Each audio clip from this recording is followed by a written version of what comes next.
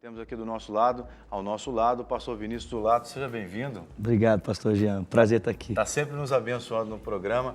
E o Vinícius, que é pastor aqui na Lagoinha também, e é ministro de louvor do Cristo Vivo, mas agora está atuando, ampliando a atuação como líder de jovens também. E vai falar com a gente sobre o papel da Igreja nas Ruas, que é um movimento que tem acontecido aí desde as manifestações de junho. A igreja também foi para as ruas.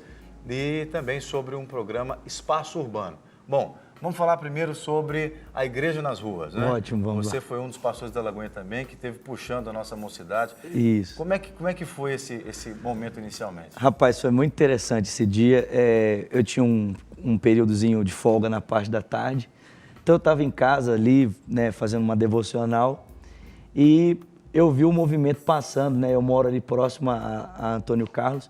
E eu vi os manifestantes passando, eu estava junto com um amigo meu, eu falei assim, rapaz, nós vamos ficar aqui da janela do apartamento vendo esse pessoal e daqui a alguns anos os nossos filhos vão saber desse acontecimento, vão olhar para nós e vão perguntar, e aí papai, naquele dia você estava lá na rua, você estava onde? E eu falei para ele, o que nós vamos responder para os nossos filhos? Né, um momento tão importante, histórico, um acontecimento tão notório, né, na história da nação brasileira, e nós vamos ficar aqui dentro do apartamento, né? São tantas situações que estão acontecendo, eu acho que vale a pena nós estarmos na rua também. E aí nós descemos, né, e fomos até aos manifestantes e começamos então a marchar juntamente com eles. E ali então eu decidi postar uma foto, né, numa rede social, no Instagram, e postei e acabou que vinculou e o trem tomou uma proporção e outros jovens da igreja começaram a me perguntar. E simultaneamente naquele dia um amigo meu também, né, o Igor Miguel, também estava na manifestação, a gente não conseguiu se encontrar devido ao volume de pessoas, mas foi ali que começou a articulação do movimento Igreja na Rua. O Igor viu a minha postagem, eu vi a postagem dele, então nós começamos a se falar e começamos a perceber a importância do engajamento da igreja nessas várias esferas de segmento da sociedade, onde muitas vezes a igreja não tem atuado, onde muitas vezes a igreja tem ficado reclusa ao seu ambiente eclesiástico. E essas esferas estão muitas vezes ficando na mão de pessoas que não estão governando de maneira legítima.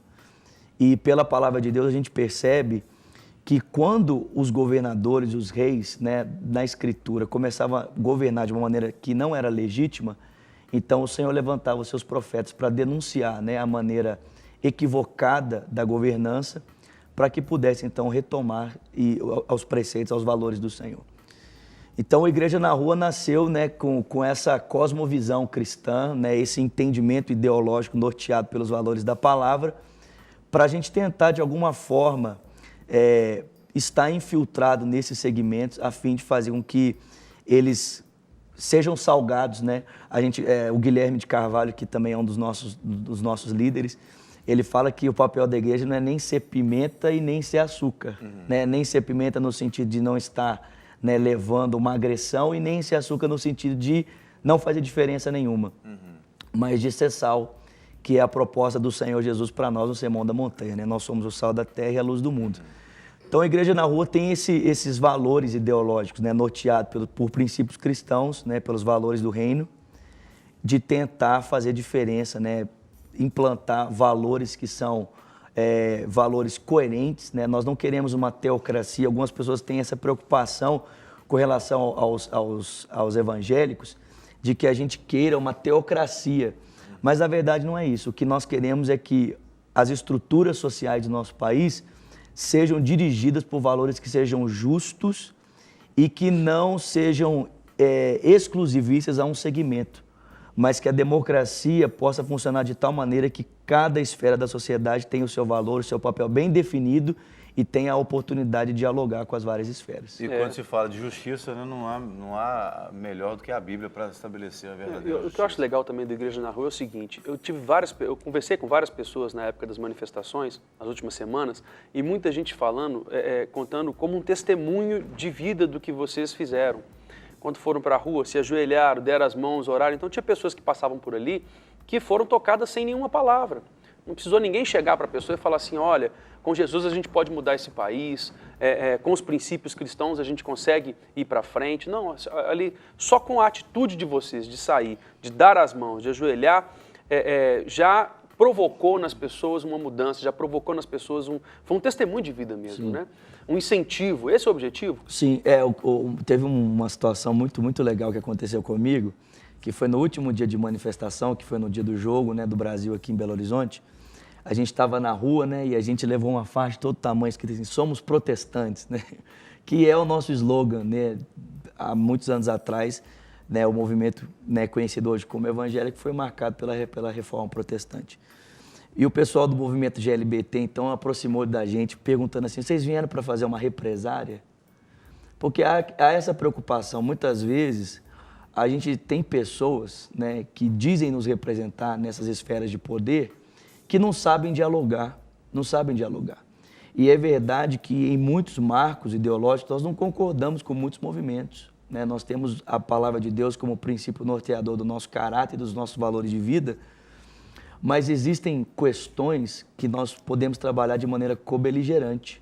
Ou seja, estava todo mundo na rua ali querendo justiça, querendo uma mudança política, uma reforma tributária, querendo melhoria na saúde, na educação. E nesses valores, independente da opção sexual ou dos valores que venham regir a vida dessa pessoa, nós temos pontos em comum. Então, nós não estamos aqui para reprimir ninguém. Ele falou, nós também não estamos aqui para reprimir ninguém.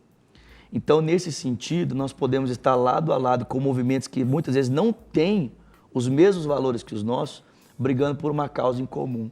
E é muito legal que, nesse sentido, as pessoas começam a observar o nosso testemunho. Elas param muitas vezes de observar um discurso moralista na direção delas. Ou religioso. Né? Ou religioso, e elas começam a perceber o amor de Cristo. Porque Cristo conseguia fazer a diferença estando onde estava com qualquer pessoa que estivesse. Ele não precisava estar com um grupo de discípulos que tinham os mesmos princípios que ele, para que ele pudesse fazer a diferença. Jesus fazia a diferença com o publicano, com a prostituta, ele fazia a diferença com o religioso, com o fariseu, com o governador, seja com quem fosse. Então isso foi muito legal.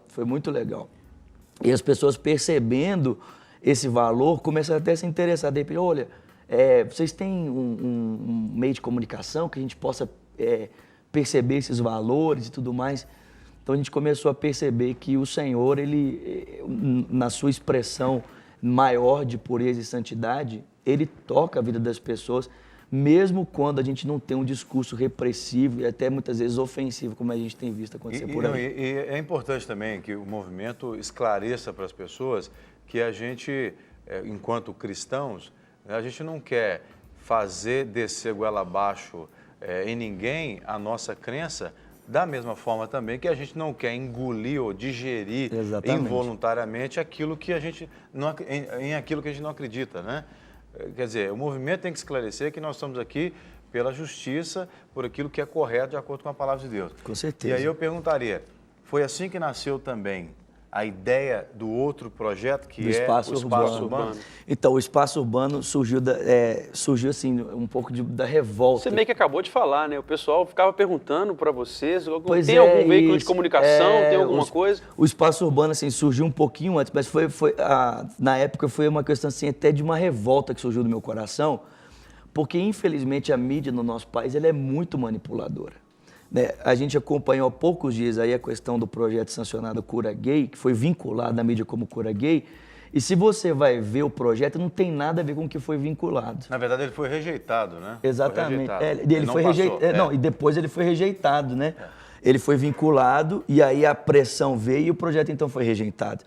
E aí você vê o seguinte, você vê que há uma manipulação ofensiva na direção dos cristãos. Então eu falei assim, gente, eu preciso de alguma forma, sendo cristão e sendo norteado por esses princípios, tentar levar uma informação que seja neutra, uma informação que eu consiga levar os dois lados da moeda para que as pessoas possam saber realmente o que está acontecendo. E eu fui para a rua, então, juntamente com o apoio do pessoal do Espaço TV, que é o pessoal que tem o canal, e nós fomos entrevistar as pessoas para perguntar se elas sabiam o que era a PL 122. E nós entrevistamos muitas pessoas. Mas 90% das pessoas que nós entrevistamos não faziam a mínima ideia do que era o projeto de lei 122. E aí, então, a nossa proposta é levar a informação para que as pessoas saibam o que está acontecendo, para que elas saibam o que elas estão falando, para que a ideia não fique solta, né?